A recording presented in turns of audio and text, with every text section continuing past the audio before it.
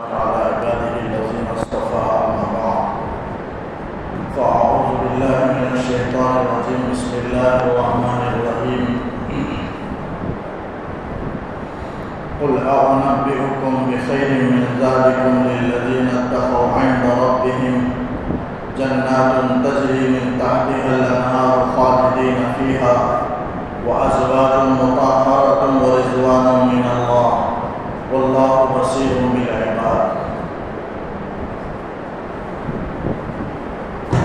محترم حاضرین،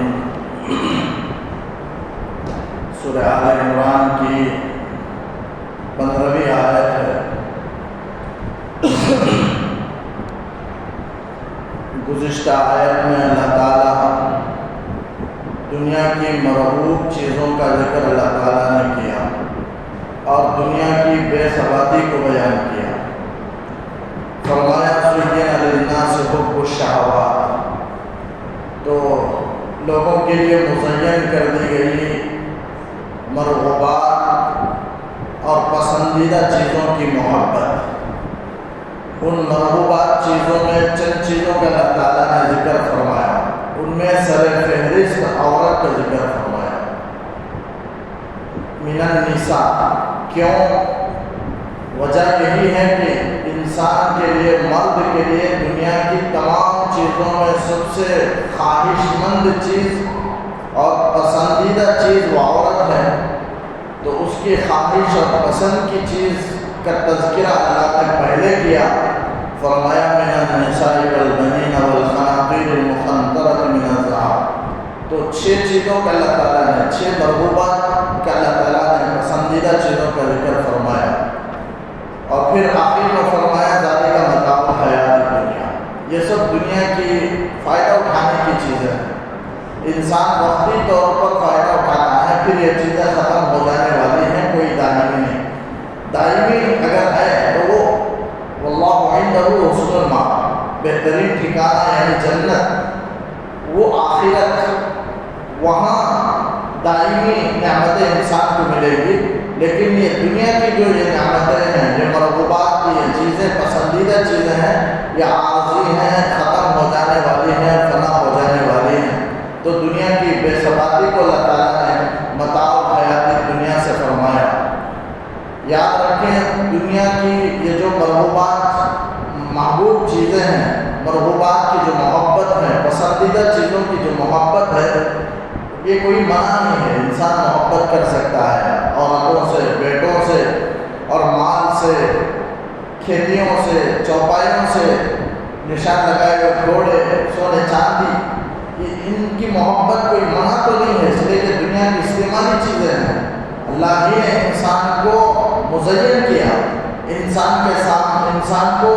پسندیدہ بنا کر کے اللہ ہی نے دکھایا۔ کیوں؟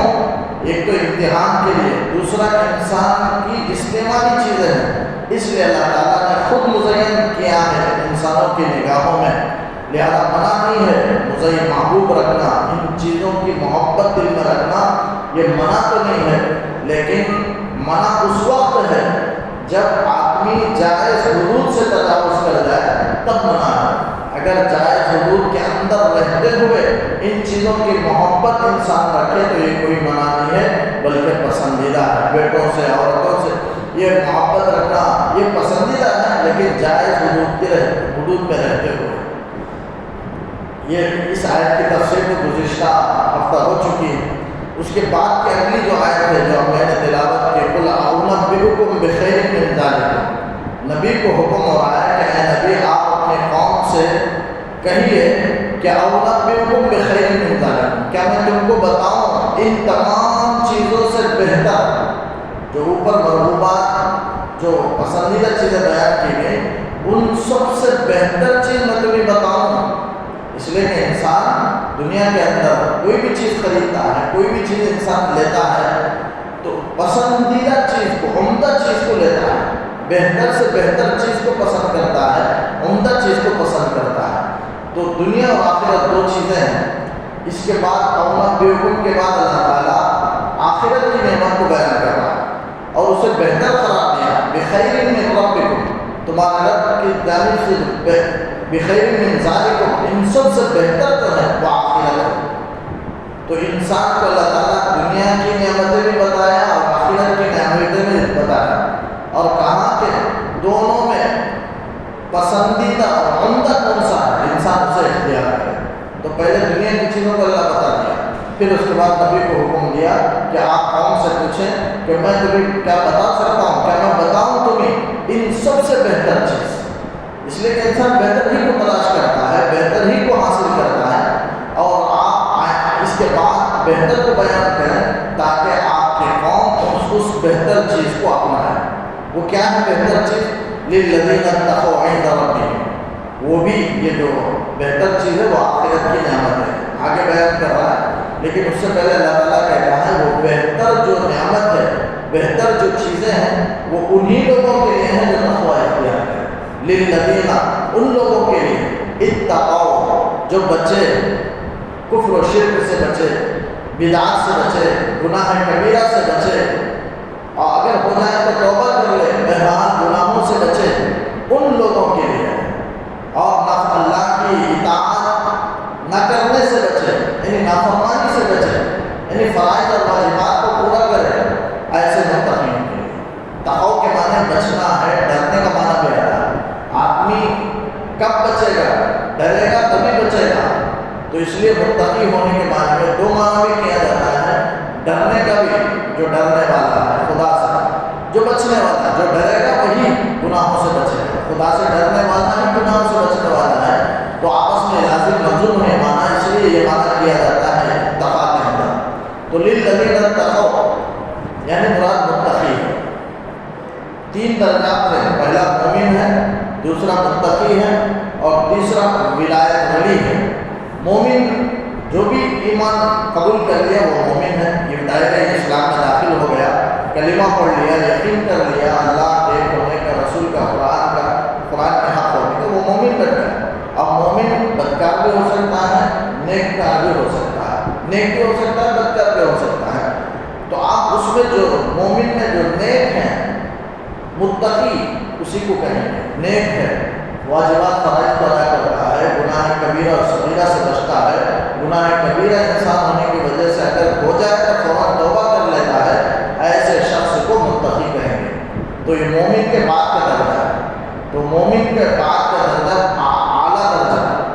جو متوسط درجہ بھی کہا جا سکتا ہے، اس لیے کہ اس کے اوپر بھی ولایت کا درجہ ہے۔ تو مومن ہے، پھر اس کے اوپر متقی ہے۔ متقی کے معنی ہے اللہ سے ڈر کر فرائض واجبات کو پورا کرنے والا اور گناہ کبیرہ اور صغیرہ سے بچنے والا، ایسے شخص کو متقی کہیں گے۔ ایمان تو لا لیا ہے،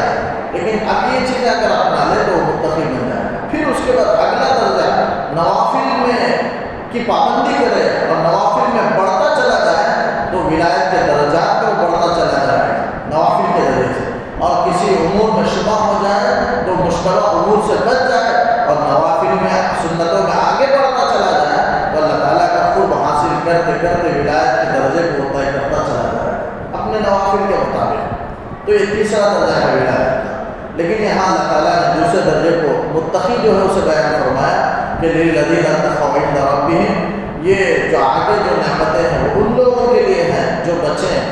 کفر و شرک سے، بدعات سے، گناہوں سے،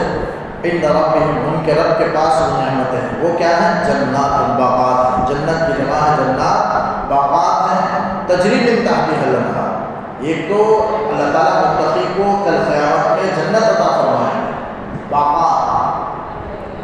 ویسے تو چٹیل میدان ہے،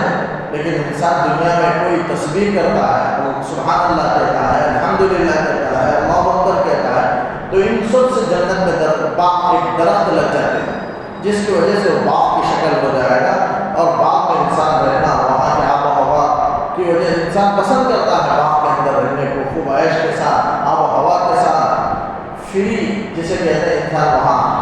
گزارنا چاہتا ہے۔ تو یہ وہاں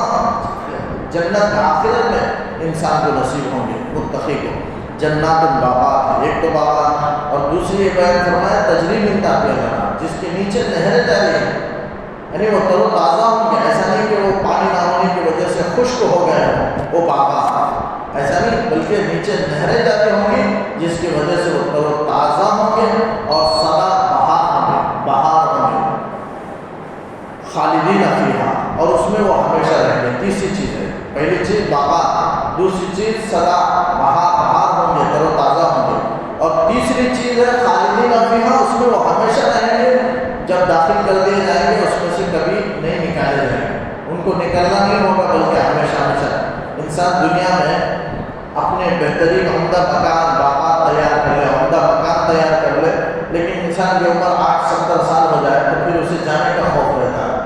وہاں جو گھر خاص عمدہ بہترین عالیشان جو مکان بنایا ہے اس میں رہنے کا مزہ ہی اڑ گیا جانے کی فکر کی وجہ سے، اس لیے کہ مکان مجھے چھوڑنا ہے، اب میں مرنے والا ہوں، اب میری عمر ہو چکی ہے، یہ فکر اسے رہتی ہے۔ وہ فکر ایسی ستاتی ہے کہ وہ ساری اس کی نعمتیں اس کے سامنے پیچھے پڑ جاتے ہیں۔ وہ عالیشان مکان اس سے خوش نہیں ہوتا، اتنا خوشی اسے حاصل نہیں ہوتی، کیونکہ جانے کی فکر ہے، چھوٹنے کی فکر ہے۔ لیکن جنت میں ویسا نہیں، خالدین فیہا، اللہ تعالیٰ نے یہ بھی بتا دیا کہ وہ اس میں ہمیشہ رہیں گے، تو آپ بالکل تسلی ہے، پورے خوشی کے ساتھ انسان اس نعمت سے فائدہ اٹھا سکتا ہے، پوری خوشی کے ساتھ، اس لیے کہ ہمیشہ رہنا ہے، ہمیشہ رہنا ہے، کبھی وہ نعمت اس سے چھوٹنے والی نہیں ہے۔ واضح تو یہ تین چیزیں ہیں، تو ایک ہی چیز ہے لیکن اس میں تین باتیں اللہ تعالیٰ نے بیان فرمائی۔ اور دوسری چیز ہے وہ ازواج مطہرات، پاکیزہ بیویاں ملیں، پاکیزہ عورتیں بیویاں ہوں۔ دنیا میں چونکہ حیض و نفاس کی وجہ سے گندگیاں ہوتی ہیں، انسان اسے کراہت محسوس کرتا ہے، ناپسندیدہ سمجھتا ہے، تو جنت میں وہ نہیں ہوں گی، بلکہ حیض و نفاس سے پاک ہوں گی۔ بول و براز کی وجہ سے کبھی کراہت ہوتی ہے، وہ بول و براز بھی نہیں ہوں گے، پیشاب پاخانہ، اور اسی طریقے سے جسم میں بدبو وہ بھی نہیں ہوں گی، اس لیے کہ آج دنیا کی عورتوں میں بدبو ہوتی ہیں، منہ میں بدبو، دانتوں میں بدبو، جسم کے اندر، تو نہ جانے میرا یہ سب جنت کے اندر نہیں ہوں گی۔ یہ سب عورتیں ہوں گی، پاکیزہ عورتیں ہوں گی، دنیا کی بھی وہاں عورتیں دی جائیں گی، اور جنت کی عورتیں بھی جسے حور کہتے ہیں وہ دی جائیں گی۔ بہرحال دنیا کی عورتیں بھی ملیں گی، جنت کی عورتیں جسے حور کہتے ہیں، لیکن اور دنیا کی عورتیں جنت میں جانے کے بعد وہ بھی حور کہلائیں گی۔ حور کے معنی ہے گوری اور نہایت خوبصورت۔ یہ جنت کی جو عورتیں ہیں جسے حور کہتے ہیں، جو مشک و زعفران سے اللہ تعالیٰ اسے بنائیں گے اور بنائے ہیں، تیار ہیں، حوریں تیار ہیں، مشک و زعفران سے اللہ نے بنائی ہے، جنت کی مخلوق ہے وہ جنتی مردوں کو وہاں دیا جائے گا، اس کے ساتھ ساتھ دنیا کی عورتوں کو بھی پاکیزہ بنا کر کے، حوروں کی سردار بنا کر کے وہاں دیا جائے گا، وہ بھی نہایت گوری ہوں گی، نہایت خوبصورت ہوں گی، اور جنتی حوروں کے سردار ہوں گی۔ کیوں سردار ہوں گی؟ اس لیے کہ یہ ایمان اور عمل صالح کی برکت سے جنت میں داخل ہوئے، اور جنتی جو حور ہیں وہ تو جنتی مخلوق ہیں، لیکن یہ اپنے ایمان اور عمل صالح کی برکت سے جنت میں داخل ہوئی ہیں، اس لیے اس کا مقام بلند ہوگا۔ جنتی حوروں کی وہ سردار ہوگی دنیا کی بیویاں، تو اللہ تعالیٰ دنیا کی بیویاں بھی عطا کریں گے اور جنت کی حوریں بھی عطا کریں گے، اور پاکیزہ ہوں گے، ساری گندگیوں سے وہ پاک ہوں گی، حیض و نفاس سے، بول و براز سے، بدبوؤں سے، سب سے وہ پاکیزہ ہوں گے۔ اللہ تعالیٰ ایسے پاکیزہ عورت ہے۔ اب کسی کے ذہن میں سوال ہو سکتا ہے کہ دنیا میں بہت ساری عورتیں ہیں جن کا نکاح نہیں ہوا، بہت سارے مرد ایسے انتقال کر جاتے ہیں جن کا نکاح نہیں ہوا، ان کے لیے دنیا کی عورتیں کہاں سے ملیں گی؟ ہو سکتا ہے، یہ ہو سکتا ہے ممکن ہے کہ حوریں مل جائیں، لیکن دنیا کی عورتیں کیسے ملیں گی؟ تو اس کا جواب لکھا گیا، حدیث میں آتا ہے کہ جنت میں کوئی مرد بے نکاح نہیں ہوگا، کوئی عورت بے نکاح نہیں ہوگی، جن کا نکاح نہیں ہوا اللہ تعالیٰ وہاں آپس میں مرد عورت سے نکاح کرائیں گے اور جنت میں داخل کریں گے۔ کوئی مرد کوئی عورت بے نکاح نہیں ہوگا۔ پھر سوال ہو سکتا ہے کسی کے ذہن میں کہ کسی کی 2-3 شادیاں ہوئی ہیں، تو ایک مرد ہے اس کی 3 بیویاں ہیں، یا ایک عورت ہے اس کے 3 شوہر تھے، انتقال ہونے کے بعد دوسرے سے نکاح ہوا، تو وہ عورت کس شوہر کو ملے گی وہ عورت؟ تو پھر ویسے تو حدیث میں کہیں بھی قرآن میں حدیث میں صراحتاً یہ بیان نہیں کیا گیا، لیکن محدثین نے کچھ بات بیان کی۔ تو ایک عورت ہے اس کا 3 مردوں سے نکاح ہوا، تو پہلا مرد بعض نے کہا پہلے مردوں کو دیا جائے گا، اس لیے کہ پہلا ہو، اس اس لیے پہلے کو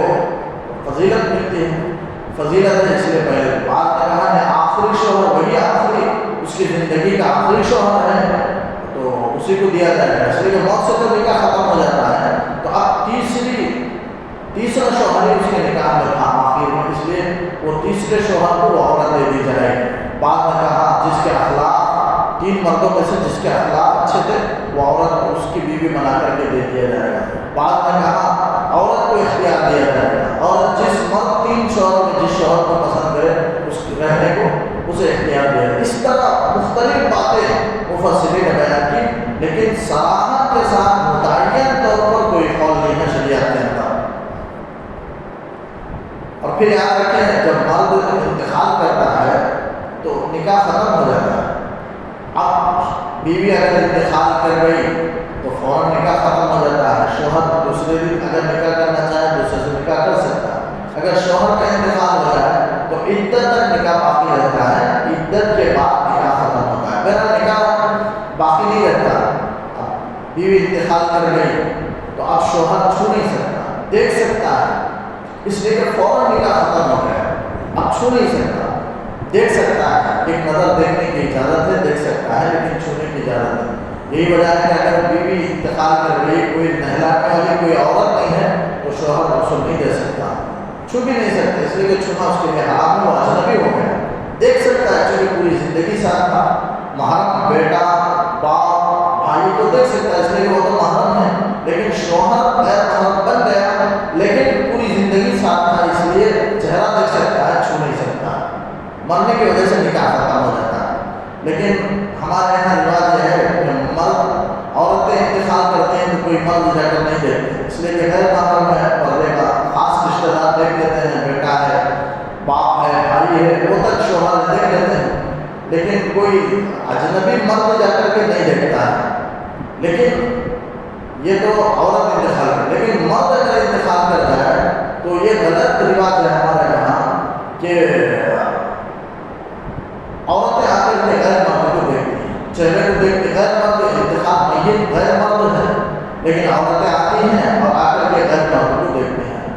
یہ دیکھنا ان کے لیے حرام ہے، ان کے لیے پردہ کرنا ہے، زندوں کو پردہ کرنا ہے۔ اب پردے کا حکم جو ہے جیسے زندگی میں پردے کا احکام ہے، مرنے کے بعد بھی پردے کا احکام ہے، تو اس لیے عورتوں جو زندہ ہیں ان کو پردہ کرنا چاہیے میت سے، اس لیے کہ مرنے کے بعد بھی پردے کا حکم باقی ہے۔ اس لیے کہ آپ صلی اللہ علیہ وسلم نے ایک حدیث میں فرمایا ایک صحابی کو کہ لا تنظر الى فقد میت ولا الى فقد حی ولا میت، کسی زندہ آدمی کے ران کی طرف بھی مت دیکھو، ایک صحابی کو آپ نے فرمایا، اور مردہ آدمی کے ران کی طرف بھی مت دیکھو۔ اسی لیے غسل کے وقت میں میت کو جب نہلاتے ہیں تو ناک سے لے کر کے گھٹنے تک ایک کپڑا ڈال دیتے ہیں، اس کے بعد نہلاتے ہیں،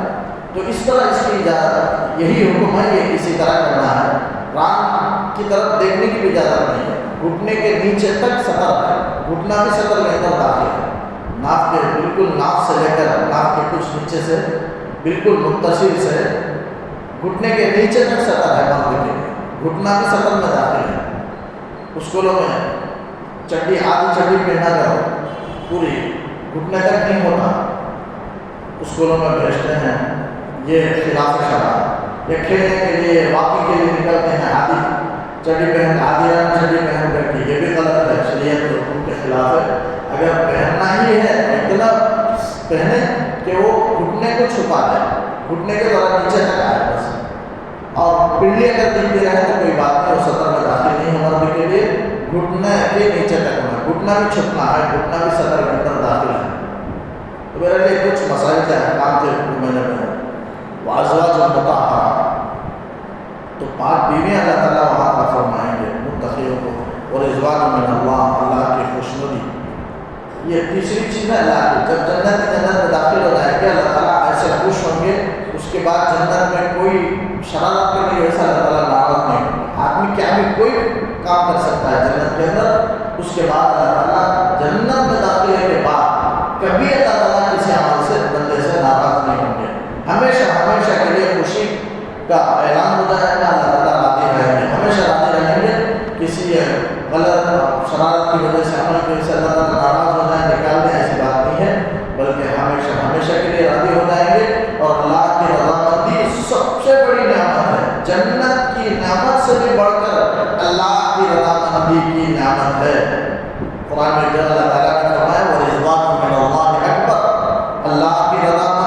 سب سے بڑی چیز ہے، سب سے بڑی نعمت ہے، سب سے بڑی دولت ہے، تو ورضوان من اللہ ہے، تو واقعہ اللہ کی رضا مندی اصل ہمارے سب اعمال کا مقصد اللہ کی رضا، اللہ راضی ہو جائے ہم سے، اسی لیے ہم اعمال کرتے ہیں، نماز پڑھتے ہیں، روزہ رکھتے ہیں، سب اعمال کو انجام دیتے ہیں، کیوں؟ عبادت کرتے ہیں، سجدہ ہوتے ہیں تاکہ مالک کے حقیقی ہمارا خالق حقیقی ہم سے راضی ہو جائے، خوش ہو جائے، اسی لیے ہم سارے عبادتوں کو، سارے کام کو انجام دیتے ہیں، ہماری زندگی کا مقصد ہی اللہ کی معرفت اور اس کی رضا ہے، تو اللہ کی رضا مندی سب سے بڑی دولت ہے، تو یہ چیز اللہ تعالیٰ متقی کو عطا فرمائیں گے کہ قیامت کے دن، ورضوان من اللہ واللہ بصیر بالعباد، اور اللہ تعالیٰ اپنے بندوں کو دیکھ رہے ہیں، کون متقی ہے، کون نیک ہے، کون بدکار ہے، سب اللہ تعالیٰ برابر ہر ایک کو دیکھ رہے ہیں، ہر ایک کے اعمال کے مطابق قیامت میں اللہ تعالیٰ بدلہ دیں گے، لہذا متقی اگر نیک اعمال کر لے، گناہوں سے بچ جائے، تو الذین یقولون ربنا اننا آمنا، اسے غرہ نہیں ہونا چاہیے، بڑائی نہیں ہونا چاہیے، بلکہ اللہ کے سامنے عاجزی سے دعا کرنا چاہیے کہ اللہ میرے عمل کو قبول فرما، میری مغفرت فرما، یہ عاجزی کے ساتھ دعا کرنا ہے، یہ متقی کی صفت ہے، عباد متقی کی، نیک متقی بندے کی یہ صفت ہے کہ وہ یوں کہے، تکبر نہ کرے، اپنے عمل پر اسے غرور نہ ہو، اس لیے کہ عمل کے زور سے کوئی جنت کو حاصل نہیں کر سکتا، جب تک اللہ کا فضل نہیں ہے تب تک جنت میں آدمی نہیں پہنچ سکتا، اللہ کے فضل ہی سے انسان جنت میں پہنچتا ہے، اللہ کے فضل کے بغیر جنت میں نہیں پہنچ سکتا، تو اس لیے عمل کے زور سے انسان اللہ کی جنت کو نہیں پا سکتا، تو اس لیے اللہ سے دعا کرنا چاہیے، عاجزی کرنا چاہیے، اور یوں کہنا چاہیے کہ الذین یقولون ربنا اننا آمنا، تو یہ متقی کو یوں دعا کرتے ہیں، عاجزی سے کہتے ہیں کہ اے ہمارے پروردگار ہم تو ایمان لے آئے، اننا آمنا، یعنی ہم نے تیری تصدیق کی، تیرے رسول کی ہم نے تصدیق کی ہے، فاغفر لنا ذنوبنا، تو یہ تصدیق کرنا، ایمان کی توفیق مل جانا یہ اللہ کی رحمت ہے، اور اس کے بعد فاغفر لنا ذنوبنا، ہمارے گناہوں کی مغفرت فرما، یوں دعا کرتے ہیں، اور یہ رحمت کے بعد مغفرت ہو گئی،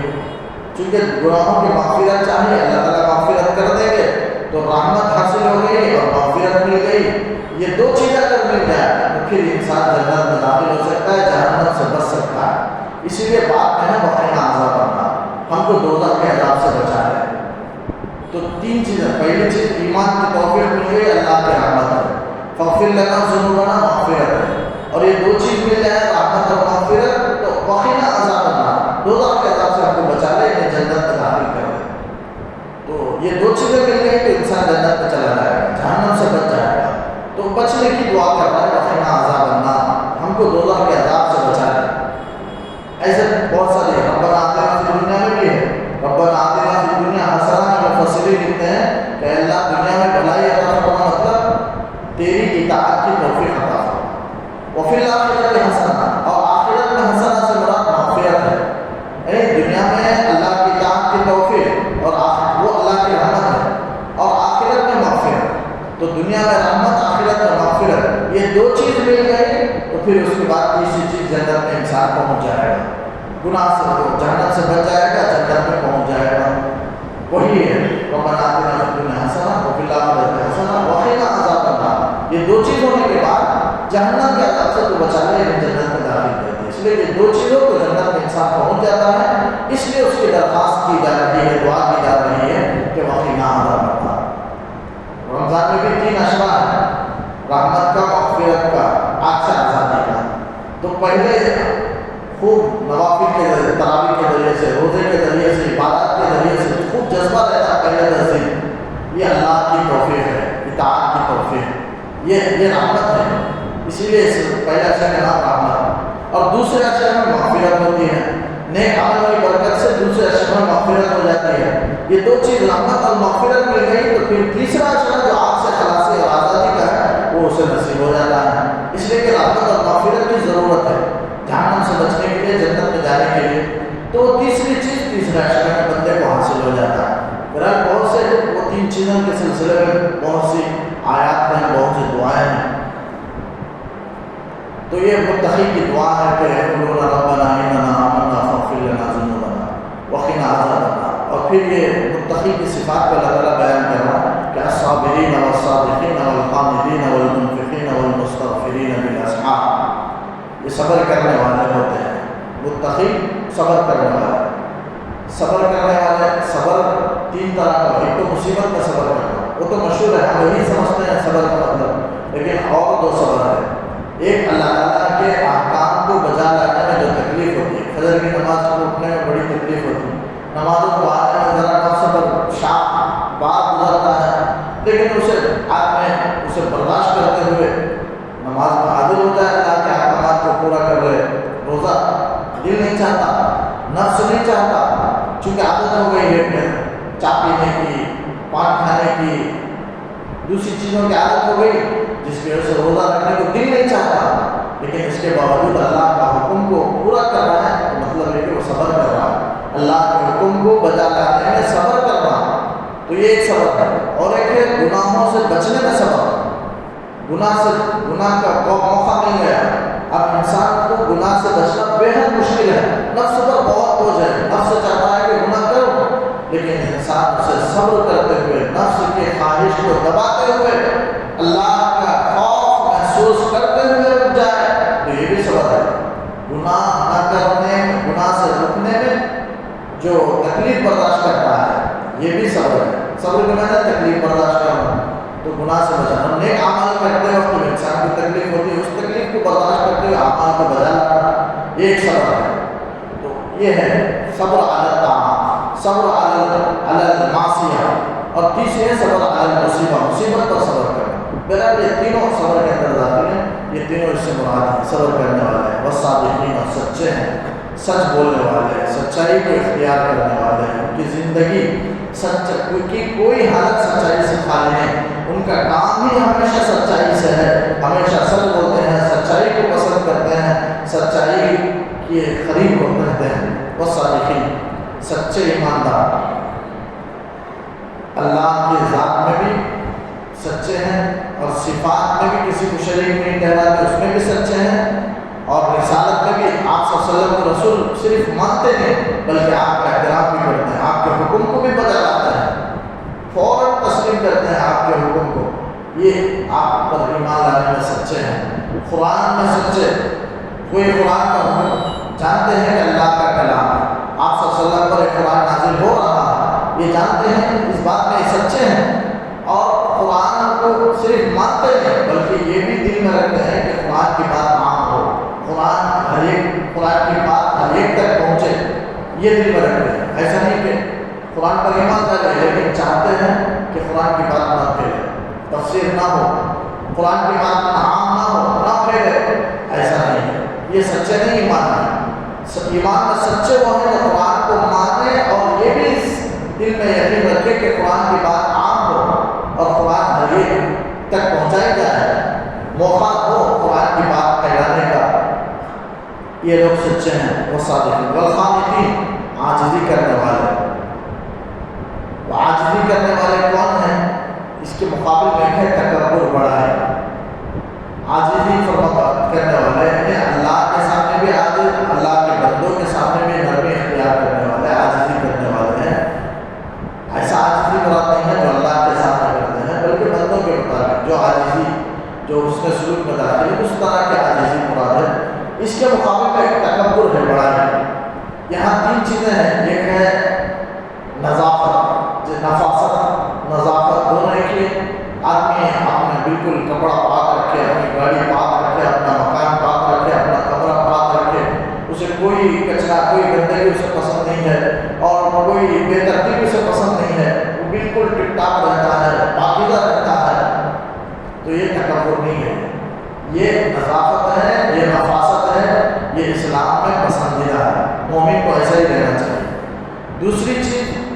خودداری ہے، یہ بھی تکبر نہیں ہے، اسلام میں یہ بھی پسند ہے۔ خودداری کا مطلب ہے کہ آدمی اپنے مقام کو پہچانے، میں کون ہوں، میں مومن ہوں، مومن ہونے کی حیثیت سے مجھے وقار کے ساتھ رہنا چاہیے، مجھے اپنے ایسا کوئی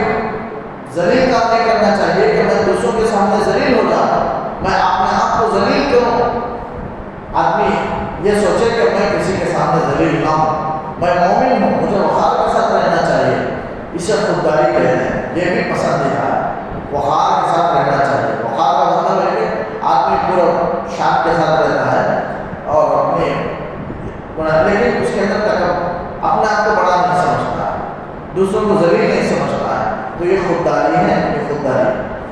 یہ دو کے مقابلے ایک چیز ہے اپنے آپ کو بڑا سمجھنا، دوسروں کو ذلیل سمجھنا، حق کے سامنے اکڑنا، یہ تکبر ہے، یہ منع ہے۔ اس کے مقابل میں وہی مراد ہے تکبر، والقانتین عاجزی کرنے والا، والمنفقین اللہ کے راستے میں خرچ کرنے والا، مال کو اللہ کے راستے میں خرچ کرنے والا، خالی والمنفقین اللہ تعالیٰ کے منفقین کے معنی خرچ کرنے والا، گناہوں میں خرچ کرنے والا، بیجا خرچ کرنے والا، اسراف میں خرچ کرنے والا، نافرمانی میں، گناہوں میں، عیاشیوں میں خرچ کرنے والا، وہ مراد نہیں ہے، بلکہ اپنی ذات پر، اپنے اہل و عیال پر جائز کاموں میں خرچ کرنے والا، اللہ کے راستے میں خرچ کرنے والا، اپنی ضرورتوں کو پورا کرنے میں خرچ کرنے والا، محتاجوں، مسکینوں، بیواؤں میں خرچ کرنے والا، وہ مراد ہے۔ والمنفقین خرچ کرنے والا، یہ بھی متقیوں کی صفات ہے۔ والمستغفرین بالاسحار، یہاں تک اپنی بات ختم کرتا ہوں۔ صبح کے وقت میں استغفار کرنے والے، اس کا یہ مطلب نہیں ہے استغفار صبح کے وقت ہی میں درست ہے، قبول ہے، اس کے علاوہ سحر کے اوقات کے علاوہ اوقات میں استغفار قبول نہیں، ایسا نہیں ہے، بلکہ ہر وقت استغفار کر سکتے ہیں۔ استغفار کے معنی ہے اللہ سے معافی چاہنا،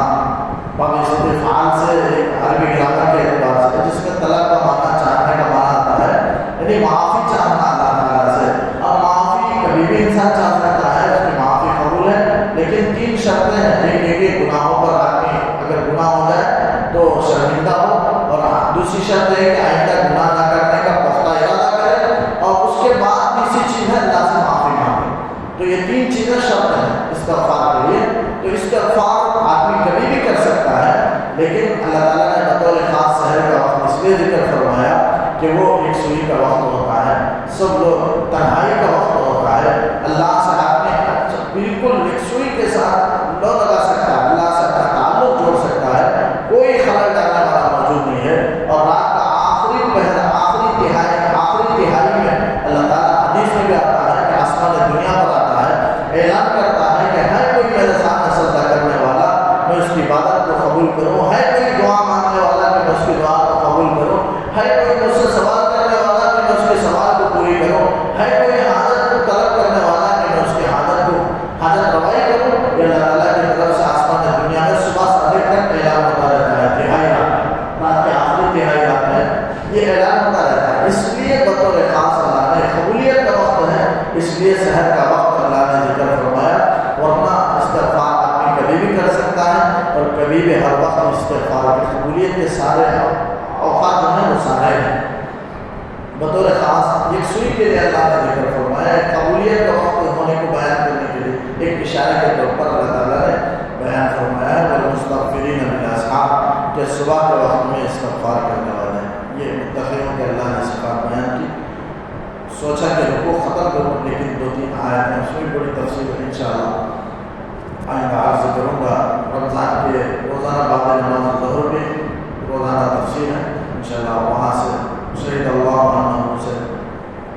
تفصیل انشاءاللہ ہوگی رمضان میں۔ اللہ تعالیٰ سے دعا ہے کہ